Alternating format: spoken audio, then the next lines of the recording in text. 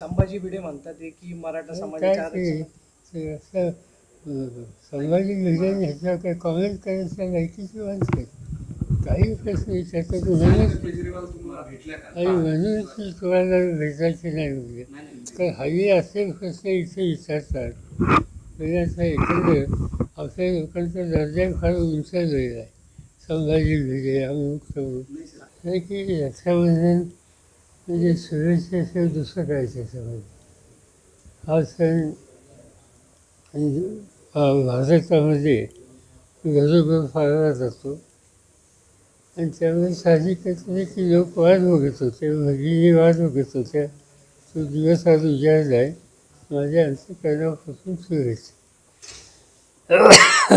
साहेब या लाडकी बहीण योजनेमुळे विधानसभेच्या निवडणुका या डिसेंबरपर्यंत गेल्यात का आणि खरंच राष्ट्रपती राजवट लागू होऊ शकते का? मला माहिती आहे. आता हे निवडणूक आयोगाला हा विचारायचा प्रश्न आहे. आम्ही काय चर्चा सांगणार आमच्या म्हणण्याप्रमाणे लोकसभेच्या आपलं 15 ऑगस्ट प्रधानमंत्र्यांनी जे भाषण केलं लाल किल्ल्यावर त्याच्यामध्ये वन नेशन वन इलेक्शन ही कल्पना त्यांनी मांडली. त्याचा अर्थ एकाच वेळेला सगळ्या निवडणुका व्हाव्यात ह्याचा आग्रह प्रधानमंत्र्यांचा होता आणि दुसऱ्या दिवशीच या 3 राज्यांच्या वेगवेगळ्या तारखा त्यांनी जाहीर केल्या. याचा अर्थ याला काही फारसं महत्त्व द्यायचं कारण नाही आणि त्याचं कारण प्रधानमंत्री बोलतात एक आणि यंत्रणा दुसरा निर्णय घेतात त्याची प्रचिती आपल्याकडे आली. सर याच्या मागचं एक सरकारचं लॉजिक असं दिसतंय लाडकी बहीण योजनेचा फायदा जास्त वेळात देऊन मतं आपल्याकडे वळतील असं एक इलेक्शन 4 राज्यात आहे काही ही लाडक्या बहिणीचा विषय 4 राज्याचा नाही आहे हा फक्त महाराष्ट्रात आहे.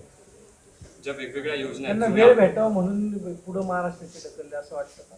याला कारण माहिती ज्या वेगवेगळ्या जुन्या योजना आहेत, ज्यात निराधार असेल, अपंग असेल, शिष्यवृत्तीचे पैसे असतील, ते पैसे येत नाहीत, पण नवी योजना येते त्या नव्या योजनेचे पैसे येतात. असं आहे की आता कालच माझ्याकडे एका शिक्षण संस्थेची बैठक होती आणि आज सकाळी सुद्धा रयत शिक्षण संस्थेचे प्रमुख पदाधिकाऱ्यांची माझ्यावर बैठक होती. या सगळ्यांची स्कॉलरशिप आणि अन्य ज्या सरकारच्या योजना आहेत सवलती आहेत त्याच्या रकमा मोठ्या प्रमाणात थकलेल्या आहेत.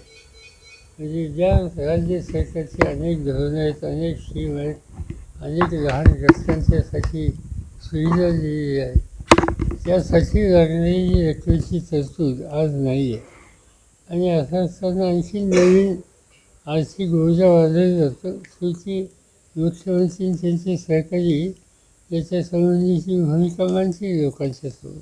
साहेब 4 राज्याच्या निवडणुकीमध्ये आपला पक्ष काही उमेदवार देणार आहे का किंवा काय रणनीती जम्मू काश्मीरमध्ये हरियाणामध्ये आहे झारखंडमध्ये आहे आणि इथे आहे. नाही आपण उमेदवार देणार आहे का तिथं? सांगितलं नाही 3 ठिकाणी आहे. सर नवाब मलिक हे पुन्हा आता अधिकृतपणे अजित पवार यांच्या पक्षात पाहायला मिळतात. आज गांधीनगरमध्ये ते स्वागत करणार आहेत यात्रेचं. बघूया आता काय.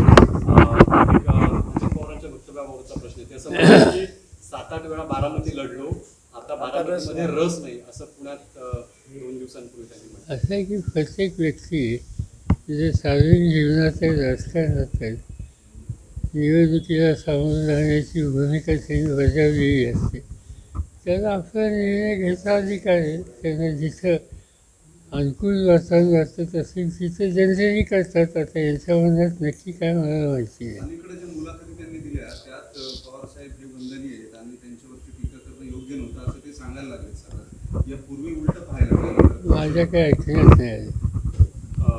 शेवटचा प्रश्न असा की कर्जत जामखेडमधून अजित पवारांसाठी सर्वे होतात असं रोहित पवार म्हणाले. बारामती सोडावी लागते अजित पवारांना असं तुम्हाला वाटतंय का? मला हे दोन्ही गोष्टीची माहिती नाही. संभाजी भिडे म्हणतात की मराठा समाजाच्या ते असं संभाजी भिडे ह्याच्यावर काही कॉमेंट करायच्या लायकीची माणसं आहेत.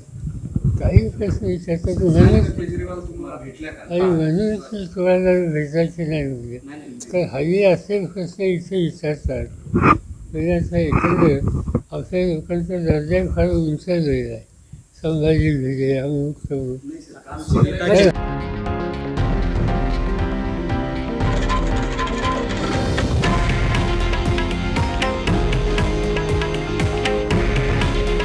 हे आहे देशातील नंबर 1 न्यूज नेटवर्क आणि आपण पाहत आहात TV9 मराठी.